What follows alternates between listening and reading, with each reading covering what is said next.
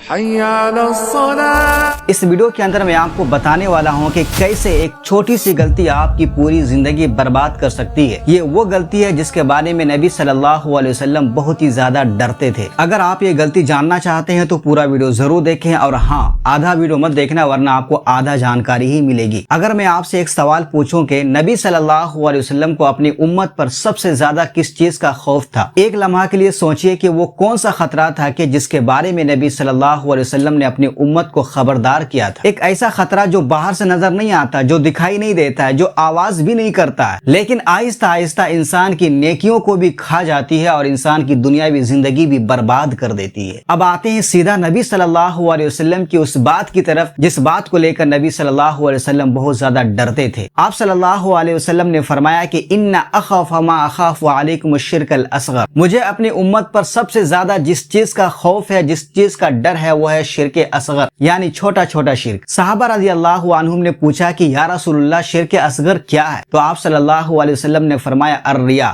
ریاکاری کرنا، دکھاوا کرنا۔ اب یہاں پر ایک بات سمجھنا بہت ضروری ہے کہ صرف یہ جان لینا کافی نہیں ہے کہ ریاکاری ایک بری چیز ہے، ریاکاری ایک غلط کام ہے۔ اصل مسئلہ یہ ہے کہ ریاکاری حقیقت میں کہتے کسے ہیں، کیونکہ اگر آپ نے یہ صحیح سے نہیں سمجھا تو ممکن ہے کہ آپ اس غلطی میں مبتلا ہوں اور آپ کو پتہ بھی نہ چل رہا ہو، اور شاید آپ کی زندگی کی بربادی کی وجہ بھی یہی ہو۔ اسی لیے پورا ویڈیو ضرور دیکھیں، شاید یہ ویڈیو آپ کے مطلب کی ہو، اور ابھی تک اگر آپ نے مجھے سبسکرائب نہیں کیا تو ضرور کر لیں۔ ریاکاری کہتے کسے ہیں؟ اگر آپ کو میں سادہ اور آسان لفظوں میں بتاؤں تو جب کوئی بھی انسان کسی بھی کام کو اللہ کے لیے نہیں بلکہ لوگوں کو دکھانے کے لیے کرے تو اسے ریاکاری کہتے ہیں۔ یعنی مقصد اللہ کی رضا نہیں ہوتا بلکہ مقصد یہ ہوتا ہے کہ لوگ اسے نیک سمجھیں۔ مثلا کوئی نماز پڑھ رہا ہے لیکن اس کے دل کے اندر یہ خیال چل رہا ہے کہ لوگ مجھے دیکھیں گے تو کہیں گے واہ کتنا نیک آدمی ہے۔ کوئی انسان صدقہ دے رہا ہے لیکن اس کے دل کے اندر یہ خیال چل رہا ہے کہ لوگ اس کی تعریف کریں گے۔ کوئی کسی کو دین کی بات بتا رہا ہے لیکن اس کا مقصد یہ ہے کہ لوگ اسے بڑا عالم سمجھیں گے۔ یہ سب چیزیں آہستہ آہستہ انسان کو ریاکاری کی طرف لے جاتی ہیں، اور سب سے خطرناک چیز یہ ہے کہ کئی دفعہ ایسا ہوتا ہے کہ انسان کو پتہ بھی نہیں چلتا ہے کہ وہ پوری طرح سے ریاکاری میں مبتلا ہو چکا ہے اور دھیرے دھیرے وہ شرک کی طرف بھی جا رہا ہے، اور اس کی زندگی کی بربادی کی وجہ بھی یہی ہے۔ اب بات کرتے ہیں کہ ہماری دنیاوی زندگی کو کس طریقے سے یہ برباد کر دیتی ہے ریاکاری۔ اگر کسی انسان کے اندر ریاکاری آ جائے تو سب سے پہلے اس کی نیت خراب ہو جاتی ہے، اور جس انسان کی نیت خراب ہو جاتی ہے اس کا پورا فوکس اپنے کام پر نہیں بلکہ لوگوں پر ہوتا ہے۔ وہ یہ نہیں سوچتا ہے کہ میں جو کام کر رہا ہوں وہ صحیح ہے کہ نہیں، بلکہ وہ یہ سوچتا ہے کہ لوگ اس بارے میں کیا سوچ رہے ہیں، لوگ میری تعریف کر رہے ہیں کہ نہیں کر رہے ہیں۔ اور جب ایک انسان لوگوں کو خوش کرنے میں لگ جاتا ہے تو وہ اپنی شخصیت کو کھو دیتا ہے، اپنی صلاحیت، اپنی قابلیت بھول جاتا ہے۔ پھر آپ کی زندگی میں 3 بڑے نقصان ہوتے ہیں۔ پہلا نقصان، آپ کبھی بھی دل سے کام ہی نہیں کر پاتے ہیں کیونکہ آپ کا پورا دھیان آپ کے کام پر نہیں بلکہ لوگوں کی تعریف پر ہوتی ہے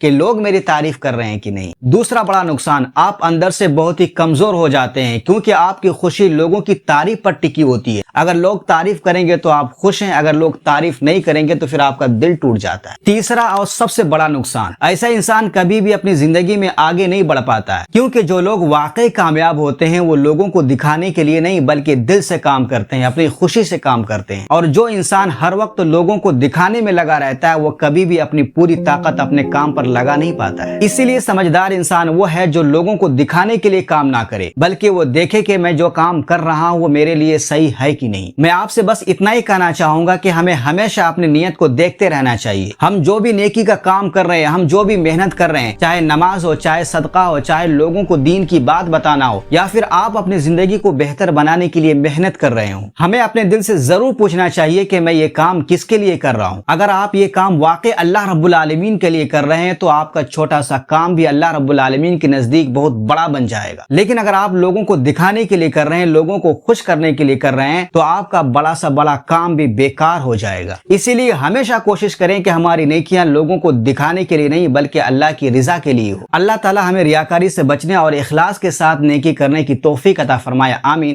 آپ بھی کمنٹ کے اندر آمین ضرور لکھ کر کے جائیں، اور اس ویڈیو کو زیادہ لوگوں تک پہنچانے کے لیے لائک، کمنٹ اور شیئر ضرور کریں، اور ابھی تک اگر آپ نے مجھے سبسکرائب نہیں کیا تو ضرور کر لیں، اس سے مجھے بہت ہی زیادہ سپورٹ ملتی ہے۔ پھر ملیں گے انشاءاللہ اگلے ویڈیو میں، تب تک کے لیے یاد رکھیں میں ہوں ذکاء اللہ اور آپ دیکھ رہے تھے Zaka in life T V.